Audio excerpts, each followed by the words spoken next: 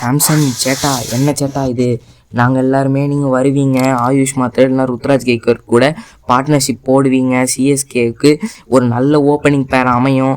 ஏன்னா சிஎஸ்கே இதுக்கு முன்னாடி வருஷம் எல்லாமே பார்த்தீங்கன்னா ஓப்பனிங் சார்ட்டடாக செட்டாக இருந்த எல்லா வருஷம்தான் வந்து சிஎஸ்கே கப் அடிச்சிருக்காங்க, பிளே ஆஃப்ஸ்குள்ளேயுமே போயிருக்காங்க.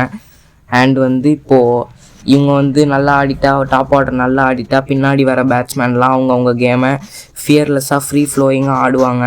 சிஎஸ்கேனால் இதுக்கு பவுலிங்க்குமே வந்து நல்ல பெர்ஃபார்மன்ஸ் பவுலர்ஸ்லாம் கொடுக்க முடியும். அப்படி இப்படின்னு நாங்கள் ஒரு பிளான் போட்டு வச்சுருந்தா கடைசி நேரத்தில் எல்லாத்தையுமே சொதப்புறீங்களே சேட்டா. இப்போ வந்து நான் சஞ்சு சாம்சனை கிரிட்டிசைஸ் பண்ண விரும்பலை, அண்ட் நான் பண்ணவும் மாட்டேன் ஒரு சிஎஸ்கே ஃபேமிலியாக. ஆனால் இப்போ நான் உண்மையை தாங்க சொல்ல வந்திருக்கேன். மார்க் மை வேர்ட்ஸ், நான் அஃபீஷியலாகவே சொல்கிறேன். என்னை பொறுத்த வரைக்கும் India vs T20 5th ODI மேட்ச்லேயும் அண்ட் T20 வேர்ல்ட் கப்லேயுமே வந்து Sanju Samson majority of the matches ஆட மாட்டார்.